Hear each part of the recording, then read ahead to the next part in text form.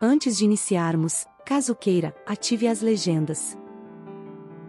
Questão número 613, de O Livro dos Espíritos, de Allan Kardec. Dos Três Reinos. Metempsicose. Embora de todo errônea, a ideia ligada à metempsicose não terá resultado do sentimento intuitivo que o homem possui de suas diferentes existências. Nessa, como em muitas outras crenças, se depara esse sentimento intuitivo. O homem, porém, o desnaturou, como costuma fazer com a maioria de suas ideias intuitivas. Seria verdadeira a metempsicose, se indicasse a progressão da alma, passando de um estado inferior a outro superior, onde adquirisse desenvolvimentos que lhe transformassem a natureza. É, porém, falsa no sentido de transmigração direta, da alma do animal para o homem e reciprocamente, o que implicaria a ideia de uma retrogradação ou de fusão.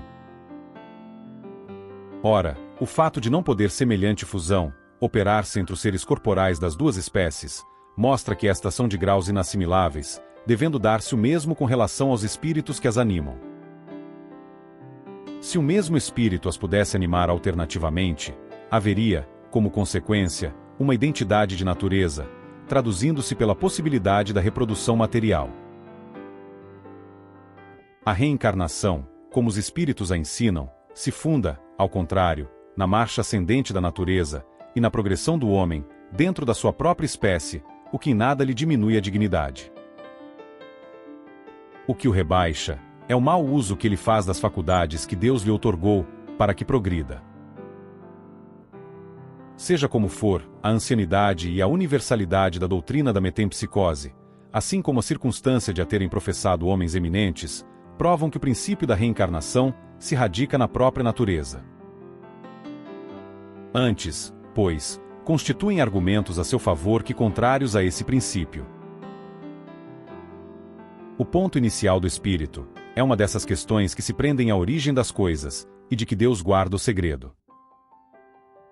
Dado não é ao homem conhecê-las de modo absoluto, nada mais lhe sendo possível a tal respeito do que fazer suposições, criar sistemas mais ou menos prováveis.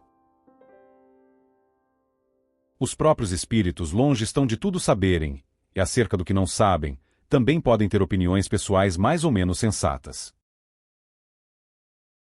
É assim, por exemplo, que nem todos pensam da mesma forma quanto às relações existentes entre o homem e os animais.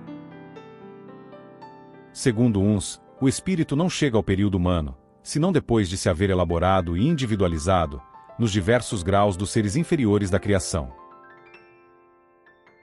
Segundo outros, o espírito do homem teria pertencido sempre à raça humana, sem passar pela fieira animal. O primeiro desses sistemas apresenta a vantagem de assinar um alvo ao futuro dos animais, que formariam então os primeiros elos da cadeia dos seres pensantes. O segundo é mais conforme à dignidade do homem e pode resumir-se da maneira seguinte: as diferentes espécies de animais não procedem intelectualmente umas das outras, mediante progressão. Assim, o espírito da ostra não se torna sucessivamente o do peixe, do pássaro, do quadrúpede e do quadrúmano. Cada espécie constitui, física e moralmente, um tipo absoluto, cada um de cujos indivíduos aure, na fonte universal, a quantidade do princípio inteligente que lhe seja necessária, de acordo com a perfeição de seus órgãos e com o trabalho que tenha de executar nos fenômenos da natureza, quantidade que ele, por sua morte, restitui ao reservatório de onde a tirou.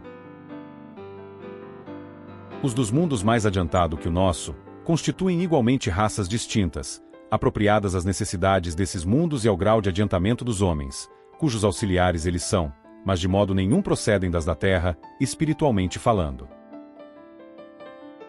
Outro tanto não se dá com o homem. Do ponto de vista físico, este forma evidentemente um elo da cadeia dos seres vivos. Porém, do ponto de vista moral, há, entre o animal e o homem, solução de continuidade.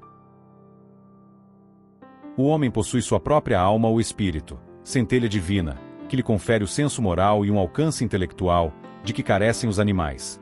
É nele o ser principal, que preexiste e sobrevive ao corpo, conservando sua individualidade. Qual a origem do espírito? Onde o seu ponto inicial?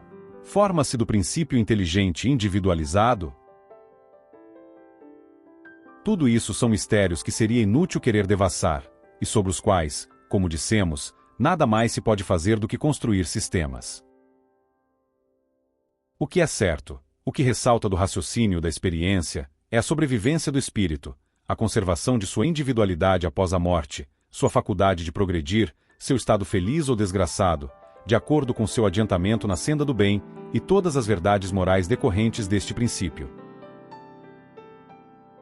Quanto às relações misteriosas que existem entre o homem e os animais, isso, repetimos, está nos segredos de Deus, como muitas outras coisas, cujo conhecimento atual nada importa ao nosso progresso, e sobre as quais seria inútil determos-nos.